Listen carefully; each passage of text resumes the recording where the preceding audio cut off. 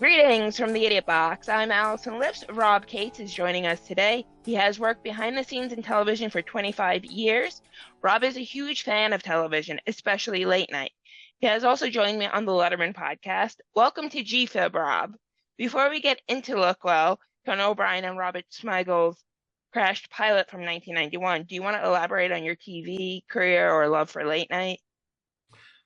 Well, yeah, I've worked in TV. I first started in 1990 was the first station that I worked for, and I learned about television production at Michigan State University, where I went for my bachelor's in TV production. And I've always loved TV, especially late night. Like Johnny Carson's my all-time favorite. I'm a huge fan of David Letterman and a huge fan of Conan. So those are probably my top three. But yeah, I love I've worked in TV production, TV master control. So just a lot of different jobs within the TV field. So I've just always been obsessed with entertainment and media in general. Well, then I can't help but notice you have a lot of Letterman stuff behind you. You have a Yeah. late night and a late show pat behind you, which we're talking about another host of late night today. We're, like I mentioned, covering Lookwell, which starred Adam West, Hmm. Yep. 1960s Batman, as a crime-fighting, washed-up actor who used his students as partners in his sting operations to catch criminals that he had no business going after. He thought his fake, well, I shouldn't say fake, I should say honorary badge from the police department gave him the right to actually work on cases, Hmm. which, of course, this is a sitcom, and if you know anything about Conan or Robert Smigel, things go a little bonkers from there. And we spoke a little bit before the podcast. You are a Conan fan, but you were not a fan of this. What were your thoughts? Well, yeah, I wasn't a huge fan of it. Adam West said he really liked it. I mean, he shot a whole lot of pilots, and he said that this was the favorite out of all of the pilots that he had shot. But I'm not really a big fan of the genre anyway. I'm not really into the mystery, crime, drama TV shows. But I was thinking the only exception would be only Murders in the Building. I do like that one a lot because I'm a huge fan of Steve Martin and Martin Short, so I like that. And get into that one. I have a friend who loves it, and I got 3 episodes in, and I'm like, I just can't. I'm sorry. But I did enjoy Lookwell. I've seen the pilot episode multiple times. I will say I enjoyed it better when I watched it in college about 15 years ago. Now it's enjoyable, but it's not what I would call good television. It feels like an overwrought SNL sketch. Hmm. Yeah. And there are amusing moments, but it doesn't work because there's nowhere else for this to go. And it also feels a little too much like 1960s Batman to me. Yeah. As much as I love Adam West, that show wasn't really meant for adults, even though it was the heyday of campy comic books. Hmm.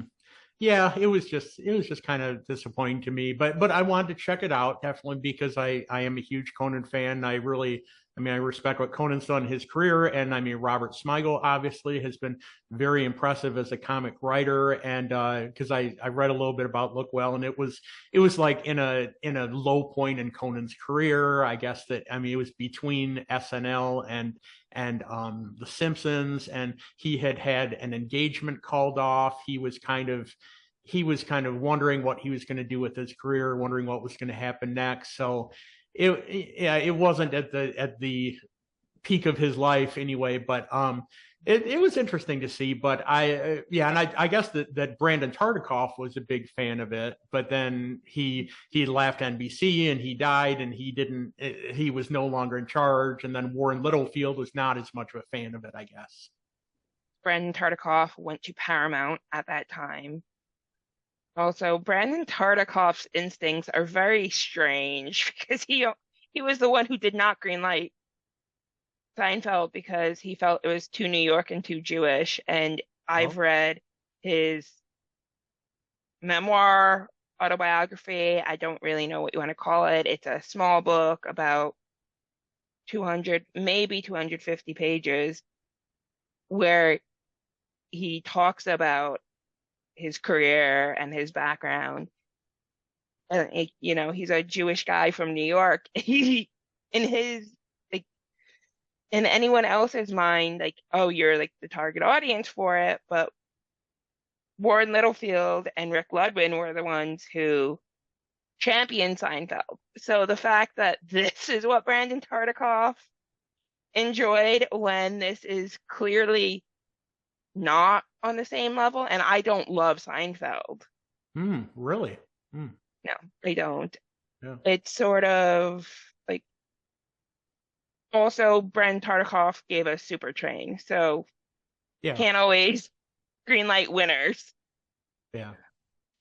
But before watching this, I know you're a Conan fan. Robert Smigel known for Triumph the Insult Comic Dog, who also got its start on late night, I believe. Were you an Adam West fan or No, not really. I never really got into the 1960s Batman. I mean, I've seen a few episodes, but I'm not really a huge fan of that. But I just anything that Conan's involved with, I wanted to check it out. I mean, because I'm such a mm, huge fan of what he did with late night when he took over for Letterman, and I was a big fan of his TBS show and his travel shows. And I just yeah, I think Conan's incredible. And I've said before that even you look at his career, and even before he got into his late night show, he had a very mhm. impressive resume because he graduated Yes, from Harvard. He wrote for Saturday Night Live. He wrote for The Simpsons. That's very impressive. I mean, he wrote the monorail episode for The Simpsons, which a lot of people yes, love. A lot of people really think that that's a great episode. He wrote the episode when yes. Homer goes to college, and so yeah, he's just a brilliant guy. I've always been a fan of Conan. And did you, I know you said you were reading about it. Did you read this Entertainment Weekly article about Lookwell that was Robert Smigel and Conan talking about how NBC gave them $2 million to go make this pilot? And it's interesting how these are two people who are at a point in their career where they had no business making a project like this, but they talk about it like it's a vanity project. Like, we Huh. just wanted to work with Adam West, and he didn't actually like us that much. No, I guess I didn't see that article, but no, that's interesting. Yeah, they wanted to go eat lunch with Adam West, and Adam West was like, no, I'm good. And they found Adam West eating alone at the restaurant Really? that Huh, they went to. I yeah. can post it or send it over to you. It's interesting how they were just two guys who loved Adam West and wanted to work with him. Yeah. And we didn't mention this, but this aired on NBC, so they had some experience with those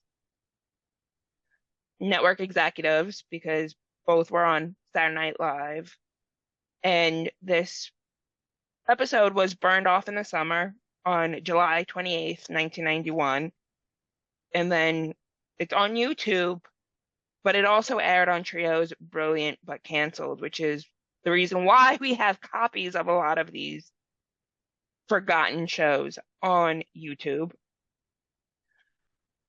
Since you're not really a fan of this, I think we should maybe transfer to talking about Conan O'Brien Must Go, since I think you're a bigger fan of that than this. Oh yeah. Oh, that was And outstanding. It was yes, and fascinating. there's not much to work with, to be honest, Yeah. unless you like fully embrace like the ridiculousness of Adam West being Bannigan.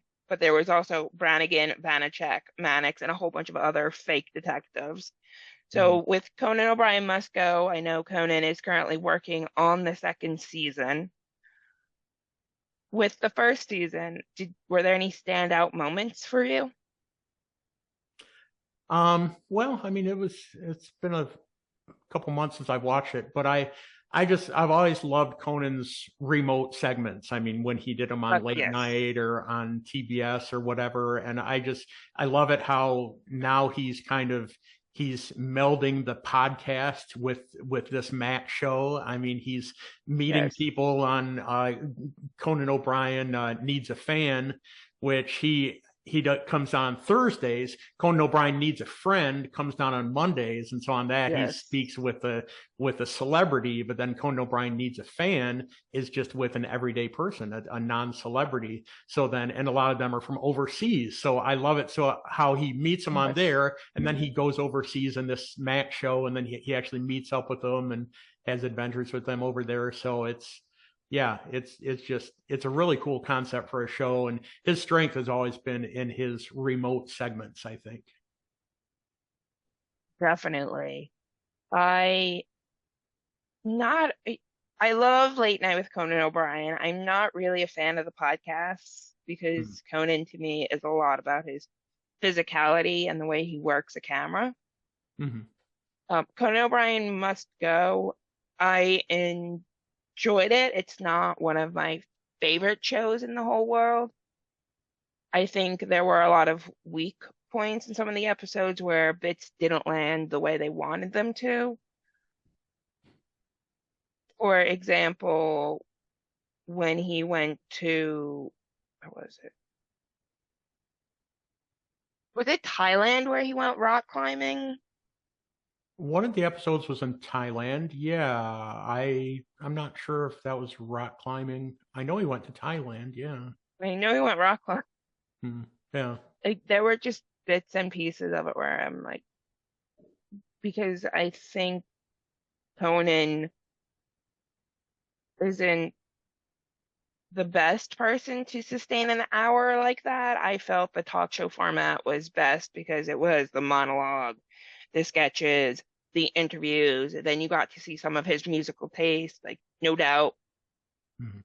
made their TV debut, and a lot of other bands made their TV debut on Late Night with Conan O'Brien, partially because he wanted to introduce the world to new guests, partially because they couldn't get some of the bigger names early on. Mhm. Yeah. And you, so let me ask you, like, is there any part of Conan's career that like you really love or want to talk about? Because I know you mentioned the remotes. Is there a remote that sticks out in your head? I know Mr. T apple picking is one of the Yeah. great ones. That was really funny. Old timey baseball, which is one of Conan's favorites. Yeah, definitely. Well, yeah, he's such a history buff, so that yeah, anything tied in with history he would be interested in. And Yes. I remember one when he went to the headquarters of Mary Kay Cosmetics that was in Texas, I think it was, and that was a funny one. But yeah, I'm sure that he has really strong writers that are with him too on these remote segments. And well, then Yeah. he also did that other show before Conan O'Brien Must Go that was a bunch of remotes in other countries too, and that's also on Max. The name of it slips my mind. Conan Without Borders. Okay, yeah, yeah, that one was really good because like he went to Cuba and he went Hmm. to Armenia with Sona, his assistant, and Yes, many that other was very things. moving.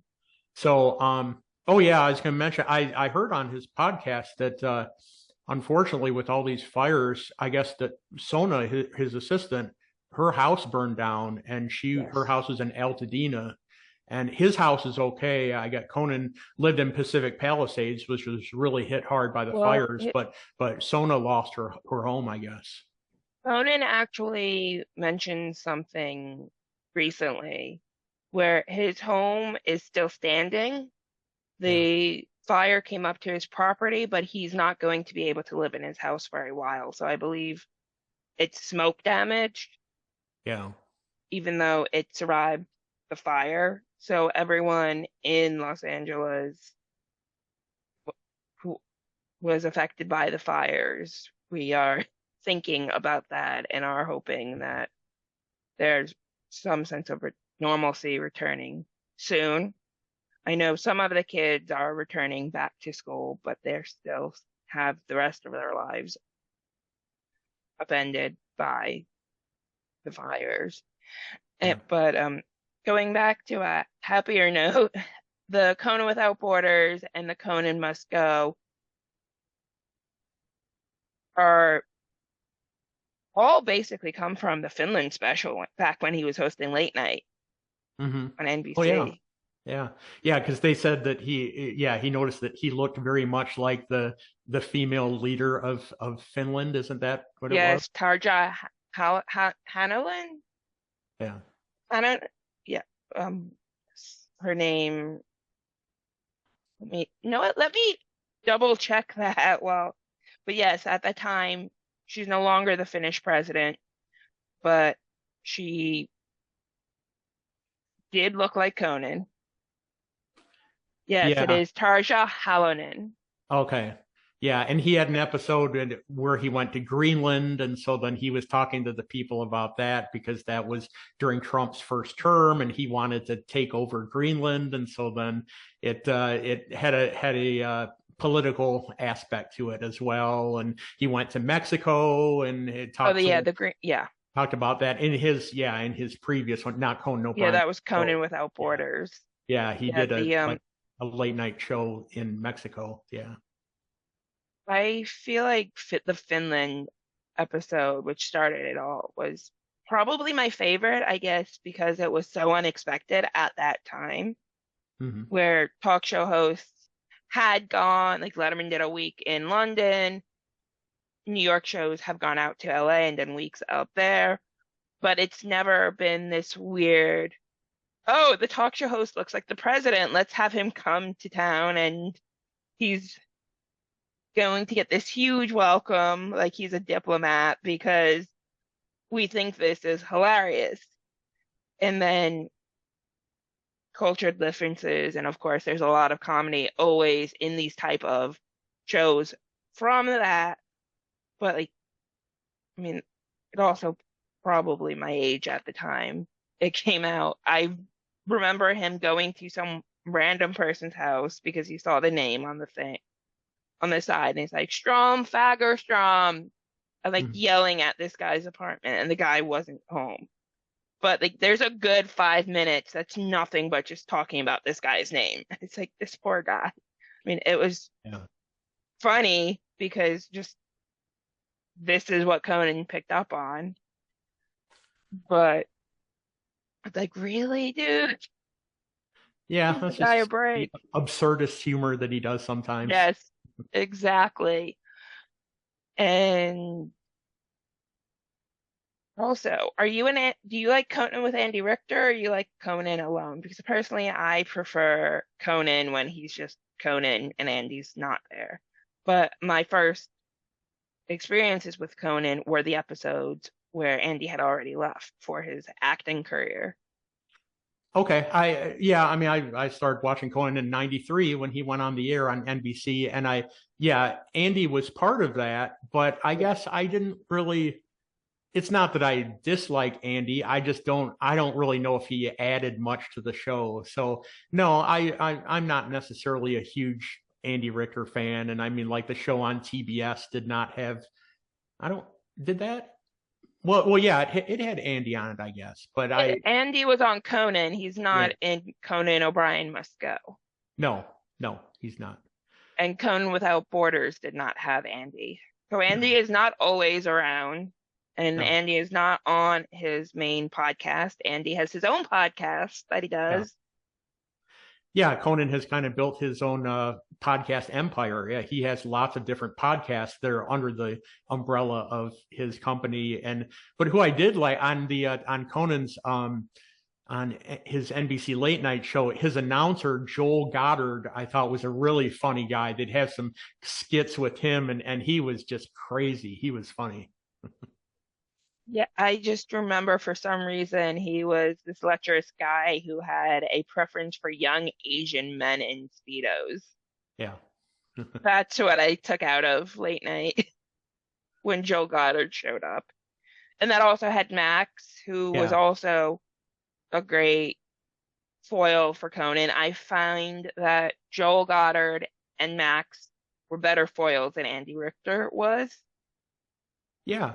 Yeah, and it's incredible when you think about it. I mean, Max is known as the drummer for Bruce Springsteen, and that's Yes, incredible. I'm in New Jersey. I know that well. Yeah, definitely. So, I mean, that's incredible, and I like the jazzy style of music that Max and the band would do because I was a huge fan of Doc Severinsen and the Tonight Show band with Johnny Carson. So I'm a big fan of big band jazz. So yeah, Max's band was jazzy rather than I love Paul Schaefer and his band too. I mean, that was a lot of classic rock and contemporary rock that Paul played, but I'm also a big fan of the big band jazz.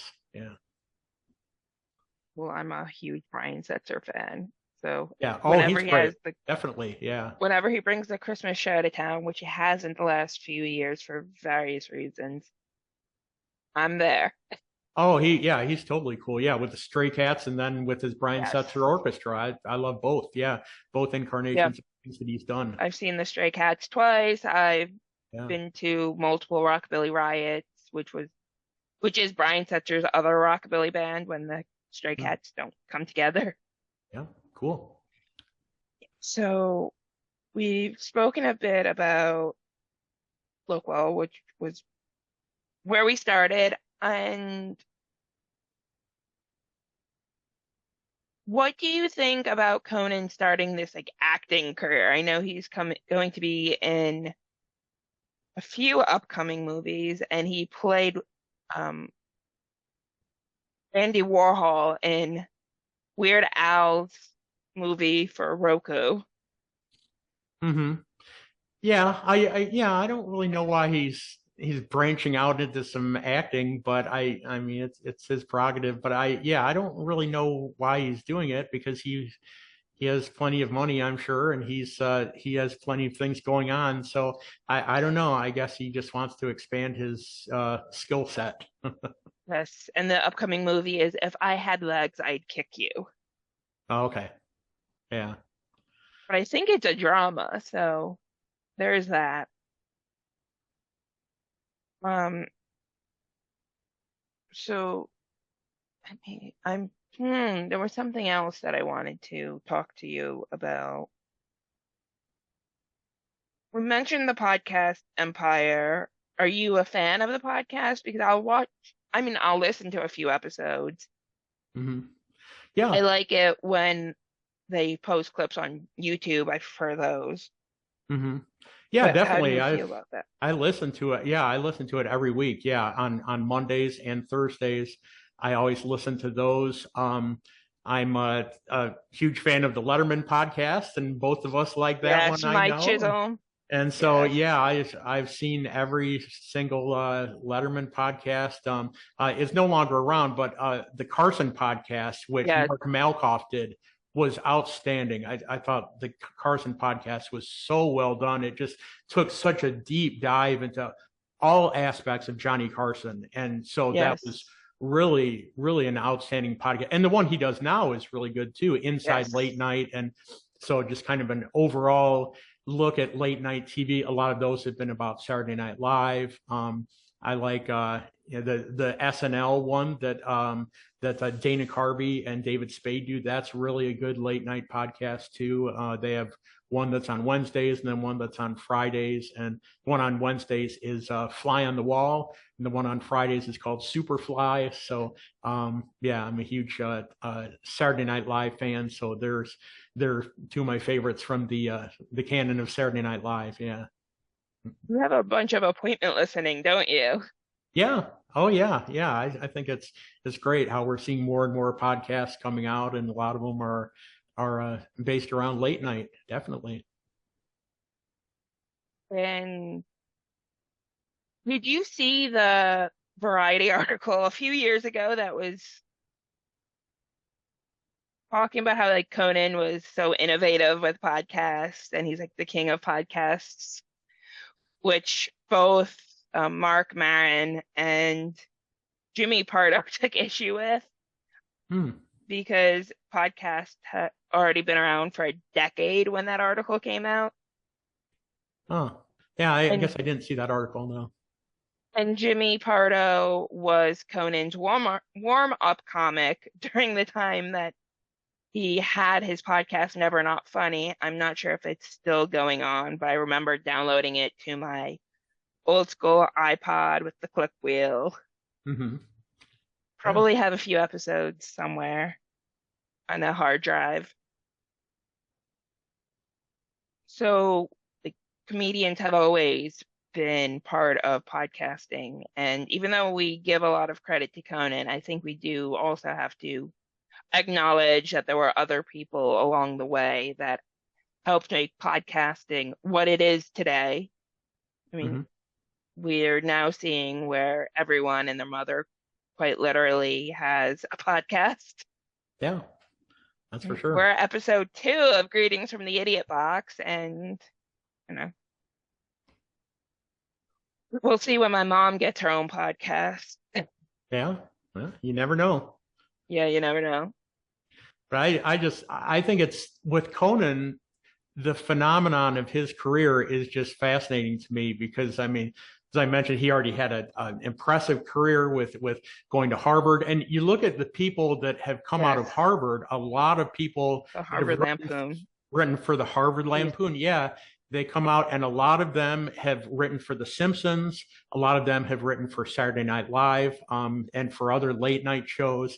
And a lot of people may Yes. not realize that yes, Harvard churns out some top notch comedy writers. Some of the best comedy writers around come out of there, and it's obviously it's very hard to get into Harvard and very hard to be part of the Lampoon. But then, I mean, for him to be able to get a late night show on NBC and to fill the shoes of David Letterman, who is a legend in Yes. himself. And I mean, he didn't have any experience interviewing people. He didn't have any stand-up experience. And I mean, the monologue is a big part of late night shows. And he had a bit of improv experience through the Groundlings, but I think a Yes. lot of the credit goes to Lorne Michaels because he had worked for him on Saturday Night Live, and Lorne Michaels is such a prominent person in late night TV on NBC, and so he recognized, hey, this guy Conan is really sharp, and this guy, he's the person to fill the shoes of Letterman, and yeah, Conan had a really slow start. I remember in 1993 when he started, and I was working for an NBC affiliate and running master control, so we would run the local commercials for Okay. our market for Conan O'Brien's show. And yeah, it was rough going in the beginning, and people were like, "Oh, is this guy gonna get canceled or what?" Yeah. He had a really slow start. Yeah, His first episode is on YouTube. I've seen it a few times. It's not great. There were a lot of growing pains the first 3 years, which he acknowledged. Um, in the 10th anniversary special, Mr. T comes out mm. with the necklace that says 7 years. Conan's like, I've been on for 10. And then Mr. T, as Mr. T, is like, yeah, but you were only funny for 7 of them. Yeah, yeah, So that was acknowledged. In the early years, Conan was always on the brink of cancellation. They were yeah, literally renewing him a week at a time. yeah. But I think it worked because Conan, especially with his comedy, it's always been audacious. Mm. Um, Going back to the Harvard Lampoon, he was president for 2 years, one of, I believe, like two or three people who have ever had that. And then the something about the Figgy Pudding Award, where he invited Bill Cosby to Harvard Hmm. to get it, and it's like not much of it is real. But Bill Cosby still came, and there's the photo of everyone with the award holding it up, and it's just like, how did they pull that off? Yeah, and I don't know if if Robert Smigel wrote for Conan from the beginning or if he joined after a couple years. I'd have to look that up. I mean, because yeah, we said the Conan had a slow start, but then he kind of picked up speed, and I don't know if that's because he got new writers. I'm not sure. I believe Robert Smigel was the first head writer. Yeah, yeah. I know that Louis C.K. was part of his writing staff too. So was Bob Odenkirk. Um, Yeah. there are a few others that have gone on. I've just been watching Better Call Saul and Mr. Show, so Bob Odenkirk's top of mind for me. Yeah, yeah, he's done all right for himself, definitely. I think so. Uh, Louis C.K., we don't have to get into what happened there. Yeah. And um, I think of, are there any other like Conan things that stick out in your mind? Like, do you want to talk more about like that first episode, which had obviously Conan, Max, and Andy were there from the beginning, but John Goodman, Hmm. and I believe it was Drew Barrymore were Okay. both on that very first episode. Hmm. Drew Barrymore is not as memorable as she would be later on for her talk show moments Yeah, with Letterman, definitely. with Yeah. Letterman. Yes, for his birthday. Yeah. She now hosts her own daytime talk show, the Barrymore Show, which Hmm. I haven't seen much of it. I've heard very mixed things about it, Hmm. Yeah. but she seems to be doing well. And yeah, I'm hmm, Well, I think on the where yeah, on Conan's first episode, didn't he have a well, it must have been the first episode. He was like running around New York City and people were putting pressure on oh him saying yes, it like, was the "Hey, intro. yeah, they were like, "Hey, you better be as funny as Letterman." And Better yeah, be as good as Letterman. And yeah, it's as Tom Brokaw with a piece of paper, he crumples it and then blows it out of his hand. And he's yeah, hopscotching, and kids are like, better be as good as Letterman. And then he gets to his dressing room and starts putting together a noose. yeah, And then they're like, showtime. Okay, I guess this will have to wait. yeah. Which I love that opening because they had to address that he was taking over a show that was so closely associated with David Letterman, Hmm. because Yeah. that's all Letterman really had at that time. And, and I think we all consider Late Show to be some sort of extension of late night, regardless of how closely associated we want to make them. Hmm. Whether we want to just say it's a continuation or like a sequel or whatever, because the shows are different but share a lot of commonalities, obviously. Um, and with Conan, were there any like repeating, like not repeating sketches, but I guess repeating sketches they did, recurring characters, recurring sketches. Oh That yeah, is the word I'm looking for. yeah, yeah. Well, you can find on YouTube. I think he did at least two or three. Um, there was the character. There was the guy who's very proud of his bulletproof legs. Yes, that Yeah, was Brian Stack. yeah, Oh yeah, Brian Stack, Brian McCann, both were writers. yeah. I'm not a fan of Brian Stack. I do like Brian McCann and Artie, his name, the lounge singer who would sing offensive things that were purposely offensive Yeah. and always ended with insulting Conan's hot Irish temper. But Brian Stack, the FedEx Pope, Yeah. Yeah, is remember that. one of my favorite moments from late night, whenever the FedEx Pope appeared. Yeah, and then, well, and of course, Triumph, the insult comic dog. I mean, he was part of it for a long time, and like there was one of those with Triumph where they went to this hot dog place in Chicago, and they were. Okay. It's like I'm not sure the name of it, but they're purposely rude to the customers in this place. That's just Oh, yeah. yeah, and so they're like insulting everybody, and Triumph was there insulting them, and they had the guy from 30 Rock with them. That really, Jack McBrayer. yeah, he was with them, and so that was Ooh. a skit that they did with Triumph. Yeah, and they did like they had Triumph. He went to some like an opening of a Star Wars movie, and he was just making fun of all the people standing in line. Triumph was making fun of them, and just Yes, how they're all virgins and yeah, can't yeah, get a they're all girl. geeks, Yeah. stuff like that. So The that was dog show yeah, oh, definitely, yeah, yeah. where he's hitting on all Westminster, the female dogs. yeah, that was yeah, Triumph at Westminster Kennel Club Dog Show. Yeah, That is another, like they have the highlights of Triumph. There's DVD that I have. yeah. Yeah, and then yeah, And to consider that, I mean, if Robert Smigel came up with that, and then everything that he did for Saturday Night Live, and he would have those, they'd say a cartoon by Robert Smigel, and so he had the various TV cartoons. Funhouse. Yep, those were really funny too.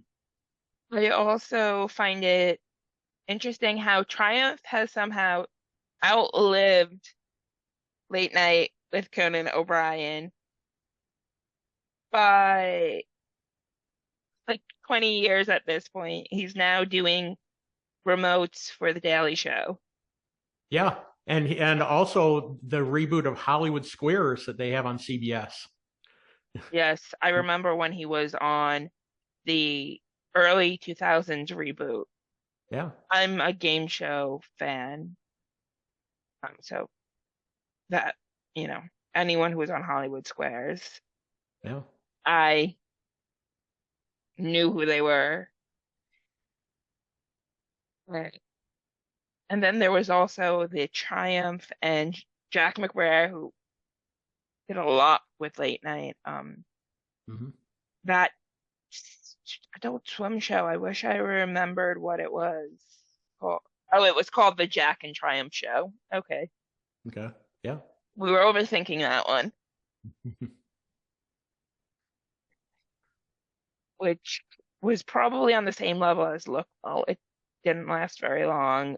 It was a very thin premise. Hmm. I mean, living with Triumph the Insult Comic Dog, like that's not really a sitcom. I mean, if it's going Yeah. to be one, yes, it's going to be an Adult Swim show. Yeah, you can only take that so far. Well, and a lot of those Adult Swim shows were like 15 minutes, right? Yeah, they have the paid programming where it's random things like um Too Many Cooks. Yeah. I don't know if you were too old to fully appreciate that one at the time when it came out. I was an undergrad television student. Hmm. Yeah, I don't think I saw that one. It's a deranged parody of opening theme song sitcom credits. Okay. Yeah. And it starts normal and it gets weirder and weirder and weirder. And then by the end, it's saying that the show stars Lars von Trier as Pi, Hmm. as it just gets, as the, like, what would be the clips of a sitcom get more and more violent. Okay. It's definitely an Adult Swim thing. I don't find it aged well, but I also have found that the things that I find funny have evolved and changed Hmm. from when I was 18, because I started watching Conan when I was 10, and I think it's one of those things where like Conan's gone and done his own thing, and then as I've gotten older, there are things that I still love, but because it has changed, and we see this complaint with Saturday Night Live and Letterman, anything that's been on really long, there's always someone who's like, oh, it was better back in the day. And I don't want to be that person, but things evolve and sometimes things don't land as much as they used to for you. Hmm. Yeah, well, and you look at Saturday Night Live now. Yeah, they've had so many ups and downs, and good writers, bad writers, good cast, bad cast, and they have a thing on Peacock now that it's their Yes. 50th season, that a documentary on there that I just started watching that's really fascinating, that takes a deep dive into Saturday Night Live. And like the first episode is all about the audition process and how Yes. you only have 5 minutes, and so you can do stand up, or you can do characters, or you can do impressions, or and generally nobody's laughing. I mean, Lauren is not laughing, or anybody else, and so No, it's a tough audience. So you just got to go out there for 5 minutes and prove yourself. So yeah, that's really an interesting documentary that they're doing on Peacock for that. Yeah. I'm about, well, I shouldn't say about, I am halfway through with it right now. Yeah. And then I'm going to watch the Saturday night movie that just came out on Netflix. It was originally in theaters. Yeah. Um, I've already have plans to cover Saturday Night Live 50th season on a future episode of this podcast, so stay tuned for that. Yeah. Um, Well, I think a lot of people with Saturday Night Live, a lot of people may look at their time in high school and when they watched it, and they have yes, really fond memories of their time in high school when they saw it. Like when I was in high school, that was when Eddie Murphy was on there. That was when they had that season with Martin Short and Billy Crystal and Christopher Guest and people like that. And then I became a huge Martin Short fan because of that. So I've been a fan of Martin Short going back 40 years. And but that being said, I also like the period with Chris Farley was great. I mean, Phil Hartman. Most people would say Phil Hartman's one of yeah, the strongest SNL cast yes. members of all time. I thought Jan Hooks was amazing. Jan Hooks is gone too soon, but she was so And funny. Gilda Radner. Yeah, Gilda Radner was great. I mean, then you had the period with like David Spade and Dana Carvey and Adam Sandler and people like that. So they've had so many ups and downs. Yeah. Um, Maybe one of the few people who never really had a Saturday Night Live phase. I remember when the Lonely Island first came out, because that was a huge controversy with Lazy Sunday. It Mm, was illegally uploaded to YouTube yeah. at a time when people weren't paying attention to YouTube. Sure. And that really got the discussion started. It got taken down from YouTube, but it already had gone viral and people were quoting it. That was with Andy Samberg and Chris Parnell. Yeah. And Chronicles of Narnia had just come out and plays a big role in this song. And then everyone created parodies of something that was already supposed to be funny, which was weird. I remember Lazy Muncie, Letterman fan. Yeah. Spent time in Muncie, Indiana. Mm. So I'm Yeah. And I mean, you've had some of these people on SNL where they were huge stars on SNL, and then they mm, leave and their career kind of fizzled out. And then other people, maybe they weren't that huge on SNL, and then they leave and then they have more success afterwards. And it's, Julie Louis Dreyfus yeah, it's not always going predictable. back to Seinfeld. Yeah, a lot of people, people associated with Saturday Night Live, they said that they didn't take full advantage of Julia Louis-Dreyfus's talents when she was there. And then you consider, I mean, what she did with Seinfeld and New Adventures of Old Christine and Veep and everything else. And I mean, she has been extremely successful. And she on YouTube, they have her Mark Twain Prize Award speech, and she was really funny in that. She was great. And Conan is going to be the next inductee Yes. for that, for the Mark Twain Prize, and of course he's hosting the Oscars coming up too. Yeah, he has so much going on right now. Like he's both of his parents died right before Christmas, within 3 days of each other. Then the fires, and obviously he's concerned about Sona and all the other people who have worked on his shows. And now he has the Oscars and the Mark Twain Prize. Yeah, Hopefully, this is the start of some like, great things for him yeah, definitely. And because he needs a break. He needs a he's win. not real old. I think he's like 61, 62 years old. So he's got a lot of time ahead of him. So you never know what he's going to do. I mean, look at Letterman. He's in his 70s and he's Yeah. still going. So Conan could be doing comedic stuff for another 20, 25 years. You just never know. Yes. Conan is 61. His birthday is April 18th, 1963. Yeah. Well, that was when he was born. His birthday would be April 18th. Yeah. Oh, and then he met his wife in a remote. Oh, okay. Oh, I didn't realize that. Oh, Yeah, there's the remote online where he goes to this advertising agency that his like, then person he had no idea who she was, mhm. and they're around the conference table, and you can see him falling in love with this woman on camera Wow. because Yeah. he's a little off his game. He clearly has a crush on her. Yeah. You definitely need to see it if you haven't because it's really sweet, especially knowing that they've been together so many years and they're still going strong. Also, she's part of the podcast network with Yep. what?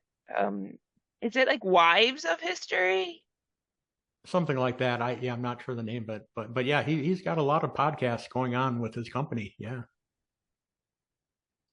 Significant Others. So yes, it is the Okay. wives of people. So if it's like John Adams, they would go into Abigail Adams. Okay. Yeah. So she's a history buff, just like he is. Yeah. Yes, Yeah. probably why it works so well. Yeah. Yeah. And he did a remote that was Civil War reenactment because he's a big Civil War buff. So yeah, that was another remote that he did that was really funny. I don't remember that one. There's so many of them, and Conan debuted in 1992 on late night, and I would have been about a year old. So Yeah. there are a lot of years of late night that I was not watching for simply being way too young. I think it's probably bad enough that I started watching when I was 10.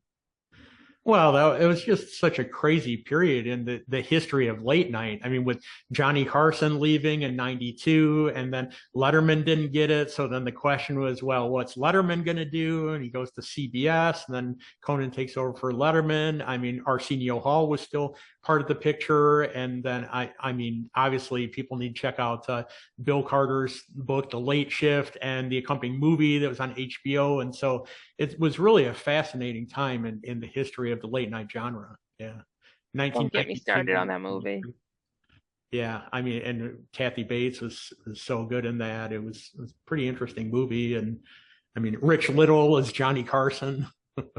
Yes, and we of course can't mention the late shift without the War for Late Night, Yeah, definitely. which Yeah. Conan played a major role in that. The Yeah.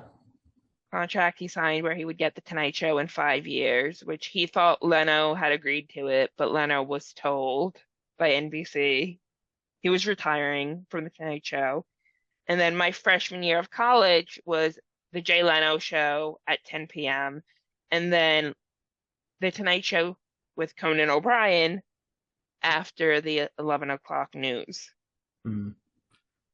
Yeah. Yeah. It was just a debacle, and NBC just got greedy. They knew that they wanted to keep Jay and they wanted to keep Conan.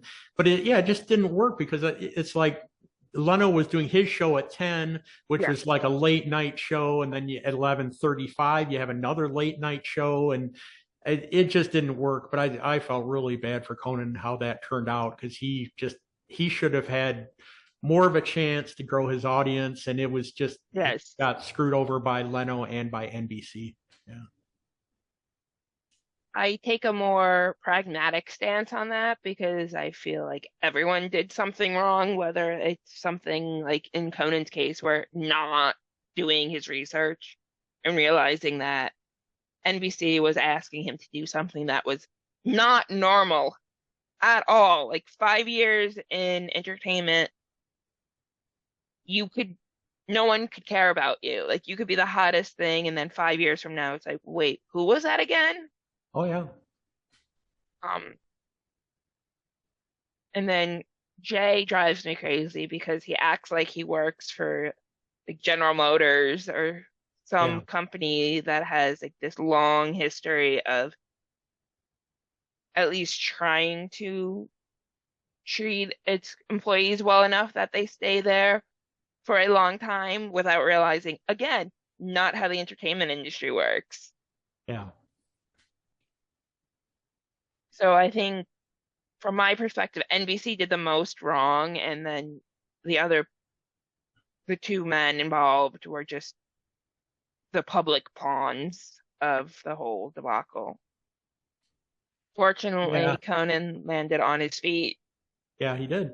And I don't think Conan would have become as large as he had, well, as big as he has without that whole situation, because I found it very odd, even then, that for some reason my generation decided like Conan was the voice of our people Hmm. and he's being screwed over by NBC and they did him wrong and like he's our guy and it's like he's a baby boomer as well. Yeah. What are you all thinking? Like that part didn't make sense to me. Like I get rooting for Conan, but trying to make him into this like martyr figure where it's like a few things went wrong and over at NBC and he got a show over on TBS, then launched his podcast. Yeah. Um, Yeah, there's that whole Team Coco movement, and there was the period where he couldn't be on TV, so he did his live shows traveling around the country. Legally prohibited from Oh, television yeah, tour yeah, and opened a Twitter account, which he definitely would not have been allowed to do now. That was a complete lack of foresight on anyone's part. yeah, Well, maybe not his, but NBC. Like, if you want him to do a media blackout, yeah. you can't just ignore social media. Yeah, so the thing with Leno was such a debacle, and I have mixed feelings on Jay Leno. He's a funny guy. Obviously, he's a talented stand-up, but I just never really got into him as a late night host. And I think that his passion is really his classic cars and his classic motorcycles and his collection that he has. So his Jay Leno's Garage Show on CNBC, Yes. I thought that was really good. I enjoyed that. I thought that was good, and he'd have comedians on there and talk about his different cars and stuff. And Yeah, especially if you're a car buff, it was a pretty good show. Yeah. I don't know why that wasn't his show immediately after like the first time he left the Tonight Show because everyone agrees, whether you're a Jay Leno fan or not, like that is the perfect show for him. Yeah. Yeah. His passion is not talking to the celebrities about their latest movie or their latest album or whatever. But he did it because it's very lucrative and it was good for his career. Yeah, he's very upfront about how it was a job, about how the monologue jokes were very vanilla, bland, because that's what people wanted. And I think the thing with Jay is he doesn't have a unique perspective like Letterman, Conan, Craig Ferguson, Hmm. Jon Stewart, um, even Seth Meyers. I'm not a huge fan. I haven't watched a ton of his show, but he realized like a monologue was not his thing, so he Mhm. now does his thing from his desk Yeah. and covers the news. I think that Jay focused on being popular and getting a mass audience rather than developing a distinct comedic voice. Hmm. And while there is something to be said for that, because, you know, yeah, if you give people what they want, there are a lot of people who will be like, yeah, you get me, as opposed to developing your own unique voice where it's like, oh, like there's like 10 people in the world who are on my wavelength, Hmm. which usually there's more, but Leno isn't like, oh, it amused me, whereas a lot of people who I like are. And that's part of the problem with Lookwell, where it's like, oh, it amused us, so we did it, not thinking whether or not it makes any sense. Yeah, and Jay was just not that strong of an interviewer. And it's like he No. was trying to steal the show and he was just looking at his notes too much. And he was trying to, yeah, he was trying to come up with his funny comedic quips. And I mean, you look at Johnny Carson and the people loved him because he was such a strong interviewer. And Johnny Carson, he wanted his guests to shine. He knew that if he had a guest on his show, and they knocked it out of the park. It made him look good. And Johnny did Yes. not need to be the center of attention 100% of the time.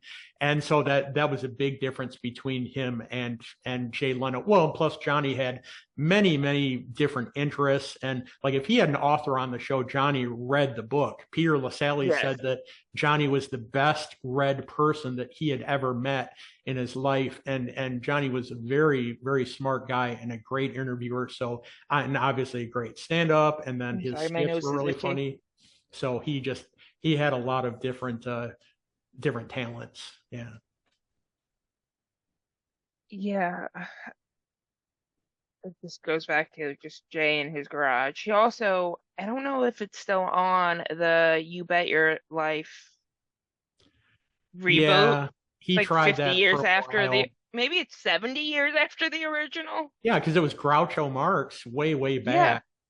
So and that was not very good. So he's tried different things, and I mean he's still doing stand up, and yeah he loves stand up, and he reconfigured the Tonight Show studio so that everybody would be closer to him, and it'd be more like a comedy club, and so it's yeah he realized that stand up was his forte, and but you if you watch his appearances on Late Night with David Letterman when Letterman was on NBC, when Leno was on there, he was really funny and he had more of an edge and more of sarcastic Yes. humor. And Leno and Letterman were great back then. I mean, we're talking like the early to mid '80s, but he was great. And then he got the Tonight Show. Leno got it and kind of yeah made things more tame and more milk toast and white bread, and so it was just not as good. No, I grew up watching Leno because my dad would talk about how Johnny Carson was such a great host until I discovered Letterman on Channel 2 here, so CBS. Hmm. But I had first discovered Conan, the guy on after Leno. And you know, when you're a kid, you want to stay up as late as possible. Sure. Yeah. So I started watching him that way. Like 6 months before my parents introduced me to Conan. It was kind of one of those weird things where Conan was being rerun on Comedy Central at that time. Mhm. And my parents were like, we're tired of watching Nickelodeon. And they put on Conan. Like, she might like this. And, you know, like, yes, I do. Mhm. Sure. I didn't phrase it that way at the time. I mean, they now know, or at least my mom does. But, you know, those things like kids watching TV shows, they shouldn't be. Yeah. Or like, you probably had those up past your bedtime watching Johnny Carson moments. Well, yeah, and I think with a lot of us, our parents are big influences on us. I mean, my dad, especially, my dad's gone now, but he was born in 1931. So So is I mine. mean, he remembers the golden age of radio. And when he was a teenager, he was listening to Jack Benny on the radio and Fred Allen and The Shadow and all these different things. And he remembers when television first started. So he was a big fan of Milton Berle. I mean, with the Texaco Star Theater and Yes. Your Show of Shows and Sid Caesar. And so, but then, yeah, my dad got me into Johnny Carson because he was just a huge comedy fan. My dad loved comedy. He loved a lot of the really wacky shows. Like in the 70s, he loved Hee Haw. So it was kind of like Oh, a geez. like the country version of Laughing. He loved Laughing too, but that was before my time. But Oh, he hee he, haw. he loved the Muppet Show in the 1970s. We Okay. watched the Muppet Show together. So he was a big Norman Lear fan. My dad was. So he loved All in the Family. He thought Carol O'Connor was just so great as Archie Bunker. He loved the Jeffersons. So my dad was a huge influence on me with Johnny Carson, and he liked Letterman. He liked Saturday Night Live. So he was just a huge fan of comedy and entertainment. Yes. Yeah. So using that, like, are you a fan of Henry Morgan, or are you familiar with his work at Oh, he was all? on Laugh-In, right? He was part of the Laugh-In cast. No. Oh, okay. Henry Morgan, you probably know him best as one of the panelists on I've Got a Secret, the original one Okay. with Gary Moore and then Steve Allen. And Hmm. he's kind of like proto David Letterman, very sarcastic, which at this time, the 50s and the 60s, it's like, why, like, what is he doing? Like, we all kind of, like, he's our lovable grump, but he's kind of a jerk. Hmm. Okay. I guess you're not really familiar with his No, work, no. but yeah, he got started on radio. He hosted Monitor. Um, yeah, if you're like I know you're a David Letterman fan, you might want to check out Henry Morgan. Sure, definitely.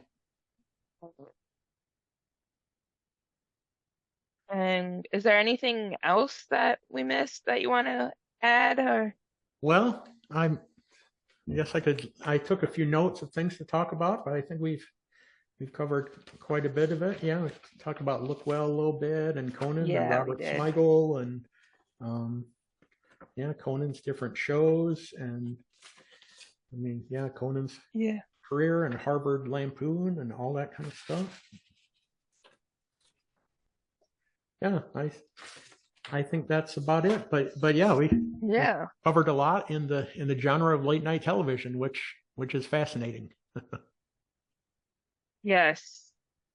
And also, oh, going back to Lookwell before we say goodbye, it kind of came across to me as Murder, She Wrote if Jessica Fletcher was an overconfident idiot. Hmm. Yeah, yeah, you could say that, and a lot of the shows with overconfident idiots tend to Yeah. be very funny. They do. I mean, there's quite a few of those that come out that kind of had that theme to them. Yeah, Well, yeah, The Office, Michael Scott is yeah. probably the most well-known recent example. Or on HBO, I just discovered Eastbound and Down. Have you watched that? Okay. Yeah, Yeah, or if we're going back, Ted Baxter. yeah. Oh, yeah. He's definitely yeah. Well, he's kind of a prototypical TV news anchor, definitely. Yeah, Yes, but there's no depth to him. yeah. Oh, not at all.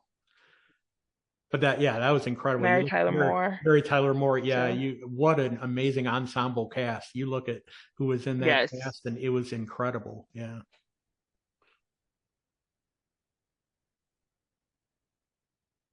And I think that we've covered a lot.